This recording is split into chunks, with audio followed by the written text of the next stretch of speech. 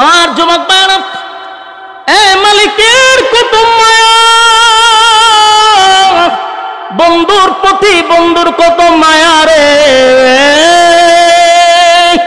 বন্ধুর চেহারা সুন্দর, বন্ধুর উজ্জ্বল চেহারার কসমটা আল্লাহ করছে বন্ধু। ওয়াদ্দুহা, আপনার সুন্দর চেহারার কসম, আপনার সুন্দর চেহারার কসম। ওয়াল্লাইলি ইযা সাজা, আপনার কালো চুলের কসম। আমার বন্ধুর চুলগুলো সুন্দর ছিল, তাই আল্লাহ বলেন আপনার কালো চুলের কসম। বন্ধু, আপনার কালো চুলের কসম। এখানে দুইটা কসম, দিনের আলোর কসম, নবীর সুন্দর চেহারার কসম, রাতের অন্ধকারের কসম, নবীর কালো চুলের কসম। দুইটা কসম করে আল্লাহ বলেন মা ওয়াদ্দাআকা রাব্বুকা ওয়া মা ক্বালা। আমার যুবক ভাইরা, বন্ধুর প্রতি বন্ধুর কত মায়া। মক্কার মানুষ নবীরে চতুর্দিকে বলে, ও মুহাম্মদ, তোমার আল্লাহ তোমারে ভুলে গেছে, তোমার আল্লাহ তোমারে ভুলে গেছে। নবীর চোখ দিয়ে একদিন দুই দিন নয় রে, 15 দিন নবী কানলো। আল্লাহ তার বন্ধুরে খুশি করার জন্য দুইটা কসম করে বলে মা ওয়াদ্দাআকা রাব্বুকা ওয়া মা ক্বালা। আপনার রব আপনারে ভুলে নাই, আপনার রব আপনার প্রতি অসন্তুষ্ট হয় নাই। খেয়াল করে দেখেন, নবীর সুন্দর চেহারার কসম করে বলছে, নবীর কালো চুলের কসম করে আল্লাহ বলেন মা ওয়াদ্দাআকা রাব্বুকা ওয়া মা ক্বালা। বন্ধু, আপনার রব আপনার প্রতি অসন্তুষ্ট হয় নাই, আপনার প্রতি রাগ করে নাই, আপনার প্রতি অসন্তুষ্ট হয় নাই। এটা বলে বন্ধু রে, বন্ধু খুশি করে দিল। আমার যুবক ভাইরা, দিলের কাল্লা শুনে আল্লাহ সূরা দুহাটা নাজিল করে। প্রতিটা আয়াত যদি আপনি মনোযোগ সহকারে শুনেন এবং অর্থের দিকে যদি আপনি খেয়াল করেন, দেখবেন প্রতিটা আয়াত যেন তার বন্ধুরে খুশি করার জন্য আল্লাহ নাজিল করছে। সুবহান। আমার যুবক ভাইরা, আল্লাহ বলেন মা ওয়াদ্দাআকা রাব্বুকা ওয়া মা ক্বালা। বন্ধু, আপনার রব আপনার প্রতি অসন্তুষ্ট হয় নাই। এরপর আল্লাহ কি বলে শুনেন, ওয়ালাল আখিরাতু খায়রুল লাকা মিনাল উলা ওয়ালা সাওফা ইউ'তিকা রাব্বুকা ফাতারদা। আল্লাহ বলেন ওয়ালাল আখিরাতু খায়রুল লাকা মিনাল উলা। আপনাকে আমি দুনিয়ার জমিনে যা দিলাম, পরবর্তী মানে পরকালে আপনার জন্য আমি কোটি কোটি কোটি গুণ বেশি বরাদ্দ রাখছি। আরসালাহু বিল হাক্কি বাশীরান ওয়া নাযীরা وداعيا إلى الله بإذنه وسراجا منيرا. أما بعد فأعوذ بالله من الشيطان الرجيم. بسم الله الرحمن الرحيم. والضحى والليل إذا سجى ما ودعك ربك وما قلى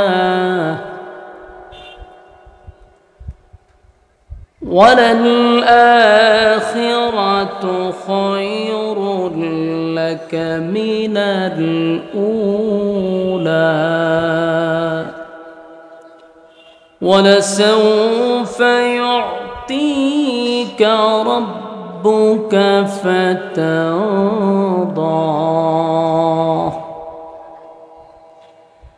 ألم يجدك يتيما فآوى ووجدك ضالا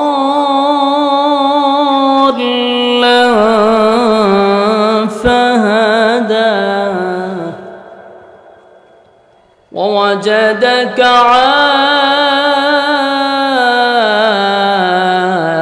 عائلا فأغنى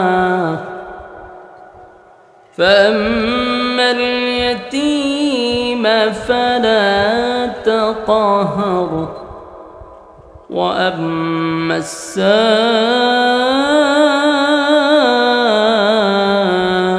السائل فلا تنهر وأما بنعمة ربك فحدث صدق الله العظيم درود شريف পড়ি اللهم صل على محمد وعلى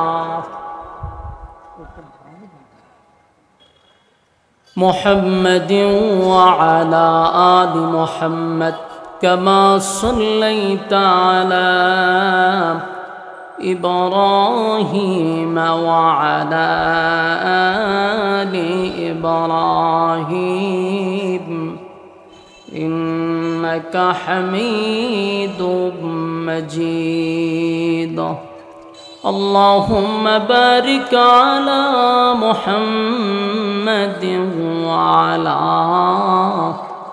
آل محمد كما باركت على إبراهيم وعلى آل إبراهيم إنك حميد مجيد मेरा दिल तलब रहा है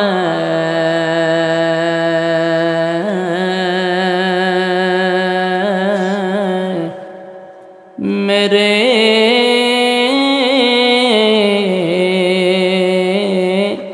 जलने रहा है सीना है दवा वही मिलेंगी मुझे ले चलो मदीना बलगल बिकमालिही कशफत तुजा बिजमालिही हसनत जमीअ खिसालिही सल्लो अलैहि ज़िक्र बतिल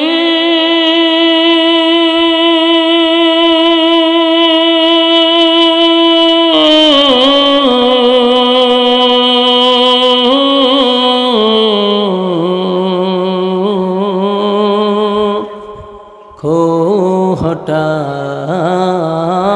दे दिल से रबे ज़िक्र में तेरे लगा दे रोज शाबिला इलाहा जोड़े ला इलाहा इल्लल्लाह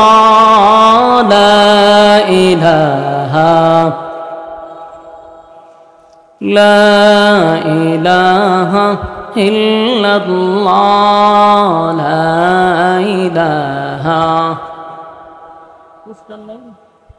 ला इलाहा इल्लल्लाह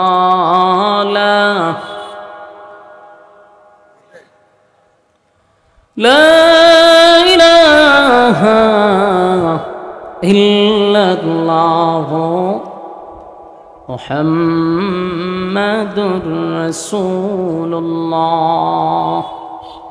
সাল্লাল্লাহু আলাইহি ওয়াসাল্লাম।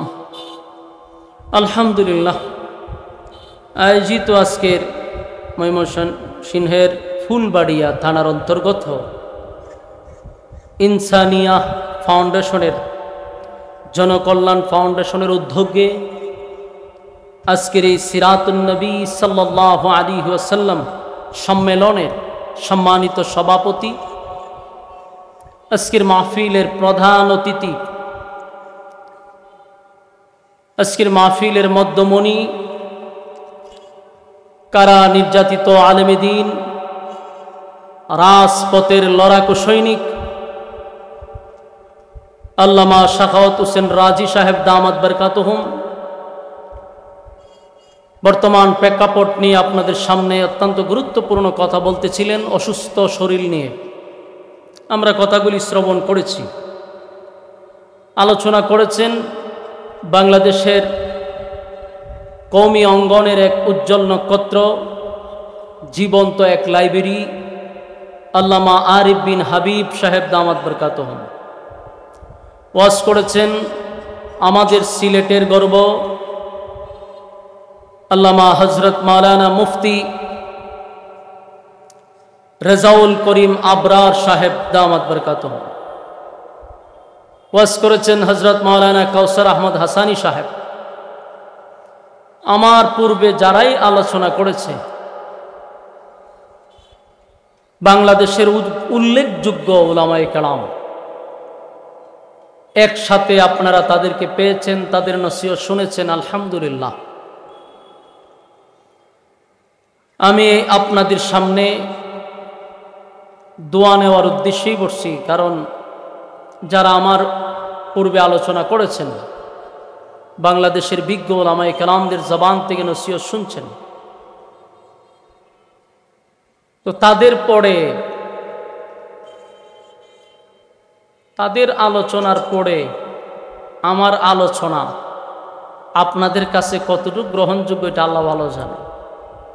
এরপরও আমি মনে করি দোয়া নেওয়ার উদ্দেশ্যে, যেহেতু লম্বা সফর করে আসছি, আমি তো আপনাদের মেহমান, আপনারা হলেন মেজবান। মেহমানের ইজ্জত রক্ষার্থে মেহরবানি করে আমরা জরুরত সেরে দীর্ঘক্ষণ সময় আপনারা মৌমাছির মতো কথাগুলি শুনছিলেন, জরুরত থাকতেই পারে। আমরা আবারও দোকানপাটের কাজ শেষ করে মজলিসে বসে যাব ইনশাআল্লাহ। আল্লাহ পাকের অসংখ্য অগণিত শুকরিয়া যে রব্বে করিম আমাদেরকে দুনিয়ার সমস্ত ফিতনা ফাসাদ থেকে হেফাজত করে, অসংখ্য মানুষের মাঝখান থেকে যাচাই বাছাই করে, নির্বাচিত করে, পছন্দ করে, মহব্বত করে, ভালোবেসে। গুমগুমিটা একটু কমান, আমি কথা কই দিকে মোবাইলে আলোচনা করে, এটার গুমগুমি একটু কমান। আল্লাহ পাক আমাদেরকে দুনিয়ার সমস্ত ফিতনা ফাসাদ থেকে হেফাজত করে সুস্থ অবস্থায় একটি দ্বীনি মজলিসে আসার এবং বসার তৌফিকটুকু রব্বে করিম আমাদেরকে সুস্থ অবস্থায় দিয়েছেন। খুশি না বেজার? শুকরিয়া আদায় করি আলহামদুলিল্লাহ। লক্ষ কোটি দুরুদ এবং সালাম আল্লাহর সৃষ্টির প্রধান আকর্ষণ বিশ্ব সভার সভাপতি জনাবে মুহাম্মদুর রাসূলুল্লাহ সাল্লাল্লাহু আলাইহি ওয়াসাল্লামের উপর। সম্মানিত সুধী, আমরা অনর্থক বেহুদা সময় নষ্ট না করি। হায়াতে যদি আগামীকাল পর্যন্ত বেঁচে থাকি তাহলে আড্ডা মারার গল্প করার সময় কিন্তু আমরা পাব, কিন্তু বেঁচে থাকলেও আগামীকাল এই মাহফিলটাতে বসার আর সুযোগ পাব না। তাই আমরা মেহেরবানি করে আমরা বসে যাই, কথা আমরা না বলি।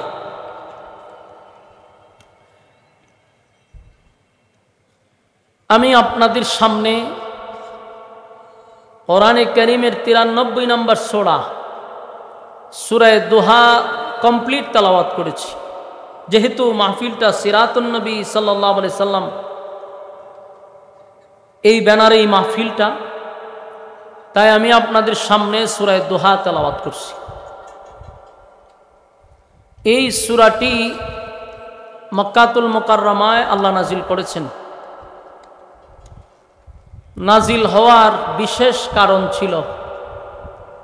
সূরাটা কেন নাজিল করলো, কোন কারণে নাজিল হলো, নাজিলের কারণটা আমরা বুঝতে পারলে সামনের আলোচনা করতে সুবিধা হবে। এই সূরার করে মক্কাতুল মুকাররমায় যখন প্রকাশ্যে কোরআনের দাওয়াত দেওয়া শুরু হইল, তখন মক্কার মানুষ এক পর্যায়ে রাসূলকে বিভিন্নভাবে বাধা দিল। কোনোভাবেই যখন সফল হইতে পারল না, তারা বৈঠকে বসলো। বৈঠকে বসার পরেও রাসূলের সঙ্গে কথা বইলা পারে না, কোনো না কোনো জায়গায় তারা আটকা পড়ে যায়। মক্কার মানুষ বারবার যায় আর বলে যে আমরা যতবার মুহাম্মদের কাছে যাই সাল্লাল্লাহু আলাইহি সাল্লাম, কিন্তু আমরা কথা বলে ওনার সঙ্গে পেরে উঠি না, কোনো না কোনো জায়গায় আমরা লজ্জিত হই। যতই চেষ্টা করি ওনাকে হারানোর জন্য, উল্টা আমরা নিজেরাই হেরে যাই। এর বাস্তব একটা নমুনা হলো 16 বছর যারা টকশো দেখছেন, টিভিতে টকশো দেখেন নাই, 16 বছর যারা টকশো দেখছেন, দেখবেন একজন আলেমকে দাওয়াত দেওয়া হইতো, বাকি 4 জন নাস্তিক রাখত। পরিকল্পিতভাবে একজন আলেমকে হেনস্থা করার জন্য এটা তাদের পরিকল্পিত একটা প্ল্যান ছিল। 4 জন নাস্তিক থাকতো, উপস্থাপন যে করে সে শুদ্ধ নাস্তিক, আর একজন আলেম রাখত। আল্লাহর কি কুদরত দেখেন, 4-5 জন নাস্তিকরা একত্রিত হয়েও একজন আলেমের সাথে তারা কোনোভাবেই পাইরা উঠতে পারে নাই। বাস্তব কইছি না অবস্থা? যারা দেখছেন এরা শুধু বুঝতেছেন।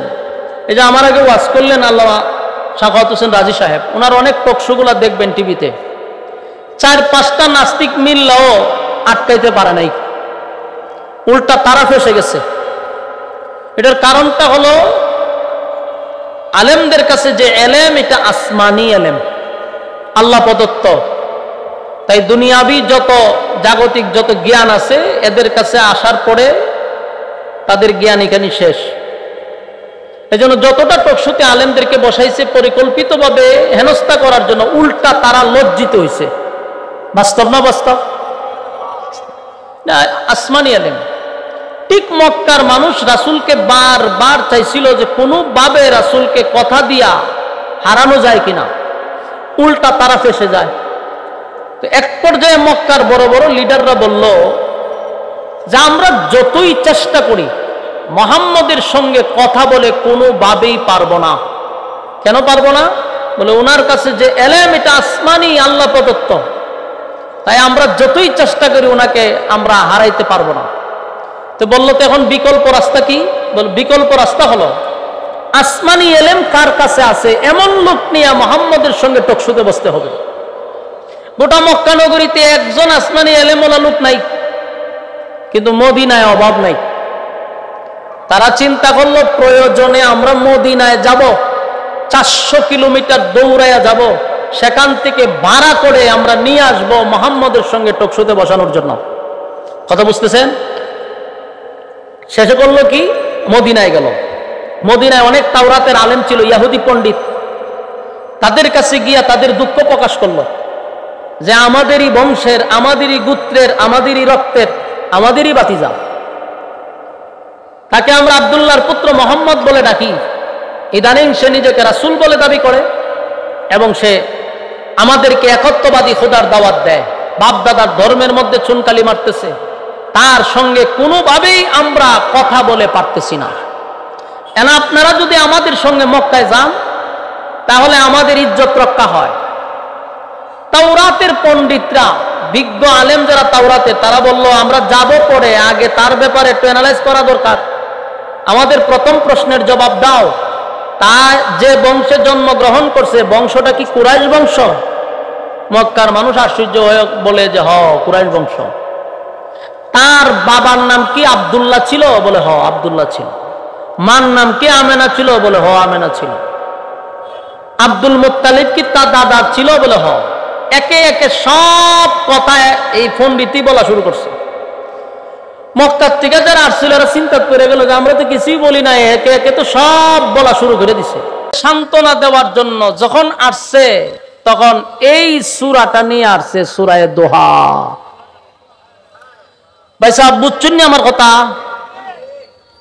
যখন আসছে কি নিয়ে আসছে? আমি যে সূরা তেলাওয়াত করছি এই সূরা নিয়ে রাসূলের সামনে আসছে। এই হলো মূল নাজিলের কারণ। 15 দিন পরে জিব্রাইল আইসা রাসূলের সামনে দাঁড়াইছে। আল্লাহ রাসূল একটু অভিমান জিব্রাইলের প্রতি, কথা কয় না, হয় রে জিব্রাইল আসলি তো 15 দিন পর আইলি কেন? এত কান্না আমার। আমি আসতে চাইছি, গলায় ধরে জিব্রাইল হুজুর আমি তো আসতে চাই, আল্লাহ না আমার আসতে দেয় না। তো রাসূল কান্না শুরু করছে। তাহলে কি সত্যি আল্লাহ রাগ করছে? জিব্রাইল তখন কয়, হুজুর মালিক আপনার প্রতি রাগ করে নাই, আপনার প্রতি কোনো রাগ করে নাই, আপনার ভুলেও যায় নাই। তবে 15 দিন কোরআন নাজিল না হওয়ার পিছনে একটা কারণ হলো, ভালো করে স্মরণ করে দেখেন, 15 দিন আগে আপনার কাছে 3টা প্রশ্ন নিয়ে যারা ছিল, আপনাকে 3টা প্রশ্ন জিজ্ঞাসা করছে গো নবী। আপনি তাদেরকে বলছেন আগামী কালকে জানাবেন। এই কথাটা আল্লাহর কাছে পছন্দ হয় নাই। এটা আল্লাহর কাছে পছন্দ হয়েছে না। তো আপনি মাঝখানে তো ইনশাআল্লাহ ছেড়ে দিছেন। বলুন কি ছেড়ে দিছে? ইনশাআল্লাহ ছেড়ে দিছেন। এই জন্য আল্লাহর কাছে এটা পছন্দ হয়েছে না। আপনি বলছেন আগামী কালকে বলবো, যদি বলতেন ইনশাআল্লাহ, কোরআন নাজিল বন্ধ করছে। মূলত ছিল নবীকে একটু রেস্টে রাখার জন্য, কারণ কোরআন এটা মারাত্মক লোড যেটা নবী বহন করতে কষ্ট হইতো, আল্লাহ রেস্টে রাখছিল। আরেকটা হলো উম্মতকে শিখানোর জন্য যে জীবনে আর কোনোদিন তোরা ইনশাআল্লাহ বলবি না। আমার কথা বুঝতেছেন? জিবরাইল আলাইহিস সালাতু ওয়াস সালাম বলেন, পয়গম্বর 3টা প্রশ্ন লইয়া আপনার কাছে আসছিল। তখন আপনি বলছেন আগামী কালকে আপনি 3 প্রশ্নের জবাব দিবেন। আমার আল্লাহর কাছে এটা পছন্দ হয় নাই, আল্লাহর কাছে পছন্দ হয় নাই। কারণ মাঝখানে আপনি ইনশাআল্লাহ ছেড়ে দিছেন। ইনশাআল্লাহ ছেড়ে দেওয়ার কারণে আমার মালিক আমারে আশা বন্ধ করে দিছে। তবে নবী, মানুষ আপনাকে যে বলল আপনার মালিক আপনারে ভুলে গেছে, আপনিও চোখ দিয়া পানি চাচ্ছেন 15 দিন। বন্ধু, আপনার মালিক কিন্তু আপনার প্রতি অভিমান করে নাই, আপনারে ভুলে যায় নাই। আপনার মালিক আপনার প্রতি সন্তুষ্ট, এতে কোনো সন্দেহ নাই। আল্লাহ রাব্বুল আলামিন তখন বন্ধু যে 15 দিন কাঁদছে, এত কান্না নবী কাঁদছে রে, আসমানের দিকে তাকায়া বলতো, মালিক মক্কার মানুষ আমারে বলে আপনি আমারে ভুলে গেছেন গো। আল্লাহ আপনি কি সত্যি আমারে ভুলে গেলেন? ভুলে গেলেন, ভুলে গেলেন। আল্লাহ তার বন্ধুরে সান্ত্বনা দেওয়ার জন্য সূরা দোহাটা নাজিল করিয়া জানায়া দেয়, না বন্ধু না, আপনারে কেমনে বলি, আপনারে বলতে পারি না। সূরা দোহা নাজিল করে তার শুরুতেই 2টা কসম করছে। জোরে কোন কয়টা? আরো জোরে সবাই মিলে 2টা কসম। আল্লাহ 2টা কসম করে বলে, ওয়াদ-দুহা ওয়াল-লাইলি ইযা সাজা মা ওয়াদ্দা'আকা রাব্বুকা ওয়া মা ক্বালা ওয়ালাল-আখিরাতু খায়রুল লাকা মিনাল উলা ওয়ালাসাওফা ইউ'তিকা রাব্বুকা ফাতারদা। আল্লাহ বলেন, ওয়াদ-দুহা, দিনের আলোর কসম, দিনের আলোর কসম, দিনের আলোর কসম। ওয়াল-লাইলি ইযা সাজা, রাতের অন্ধকারের কসম। তাফসীর কারকরা বলেন ওয়াদ-দুহার আরেকটা ব্যাখ্যা হতে পারে, ওয়াল-লাইলি ইযা সাজা আরেকটা ব্যাখ্যা হলো, প্রথম নাম্বার হলো ওয়াদ-দুহা, এটার আরেকটা ব্যাখ্যা হলো ওয়াদ-দুহা নবীর সুন্দর উজ্জ্বল চেহারার কসম। চিৎকার দিয়া কোন সুবহান। আর যুবক ভাইরা, এ মালিকের কত মায়া, বন্ধুর প্রতি বন্ধুর কত মায়া রে। বন্ধুর চেহারা সুন্দর, বন্ধুর উজ্জ্বল চেহারার কসমটা আল্লাহ করছে বন্ধু। ওয়াদ-দুহা আপনার সুন্দর চেহারার কসম, আপনার সুন্দর চেহারার কসম। ওয়াল-লাইলি ইযা সাজা আপনার কালো চুলের কসম। আমার বন্ধুর চুলগুলা সুন্দর ছিল, তাই আল্লাহ বলেন আপনার কালো চুলের কসম। বন্ধু আপনার কালো চুলের কসম।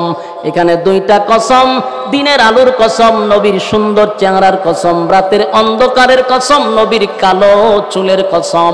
দুইটা কসম করে আল্লাহ বলেন মা ওয়াদ্দাআকা রাব্বুকা ওয়া মা ক্বালা। আমার যুবক ভাইরা, বন্ধুর প্রতি বন্ধুর কত মায়া। মক্কার মানুষ নবীরে চতুর্দিকে বলে, ও মুহাম্মদ তোমার আল্লাহ তোমারে ভুলে গেছে, তোমার আল্লাহ তোমারে ভুলে গেছে। নবীর চোখ দিয়ে একদিন দুই দিন নয় রে, 15 দিন নবী কান্না। আল্লাহ তার বন্ধুরে খুশি করার জন্য দুইটা কসম করে বলে মা ওয়াদ্দাআকা রাব্বুকা ওয়া মা ক্বালা। আপনার রব আপনারে ভুলে নাই, আপনার রব আপনার প্রতি অসন্তুষ্ট হয় নাই।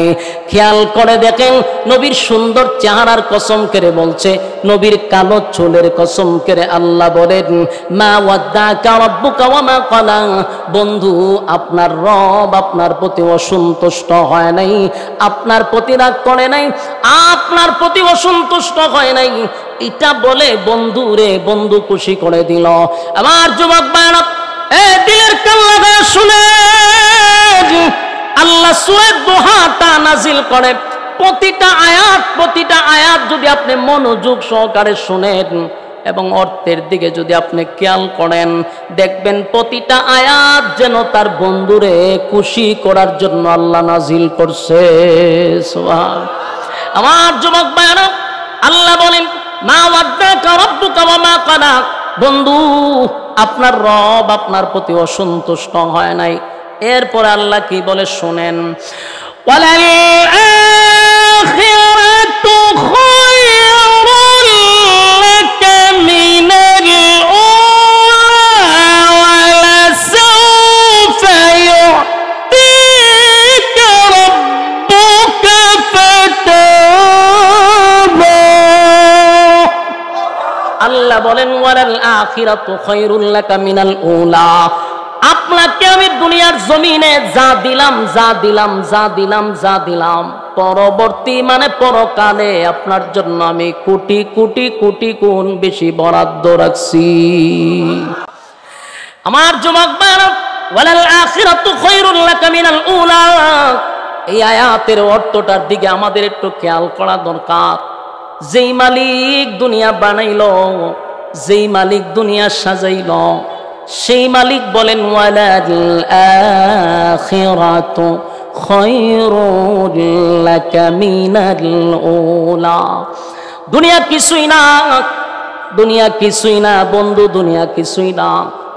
এর থেকে কোটি কোটি কোটি কোটি গুণ বেশি আপনার জন্য আমি আল্লাহ বরাদ্দ রাখছি। পরকালে আপনার জন্য নিয়ামত রাখছি। জুরে কোন সুবহানাল্লাহ। তার মানে কি বোঝা গেল? ওয়ালাল আখিরাতু খায়রুল লাকা মিনাল উলা। দুনিয়া কিছুই নয় গো। আল্লাহ নিজেই তার বন্ধুরে বলে দুনিয়া কিছুই না, আমি তো আপনার জন্য পরকালে বন্ধু বেশি রাখছি। বন্ধু আপনি ঘাবড়াইবেন না। মানুষ আপনারে বলে আমি আপনারে ভুলে গেছি। না বন্ধু, আমি আপনারে ভুলি নাই, আপনারে ভুলতে আমি পারি না। কেন গো নবী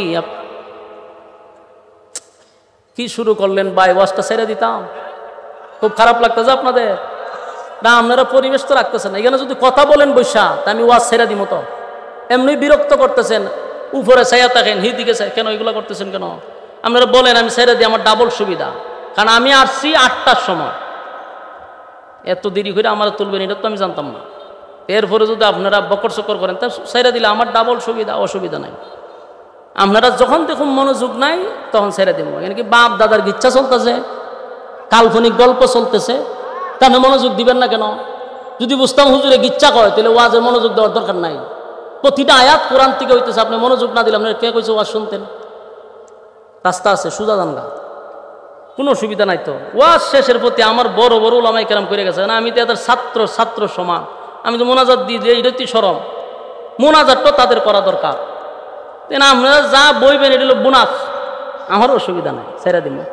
বিরক্ত করেন আল্লাহর রাস্তা, কথাগুলো একটু মনোযোগ দেন। বিরক্ত লাগলে আমার ইশারা দিবেন, বলো হ হুজুর ভাল লাগতেছে না, বলুন। মনোযোগ আছে না আপনারা? আল্লাহর রাস্তায় একটু মনোযোগ দিন।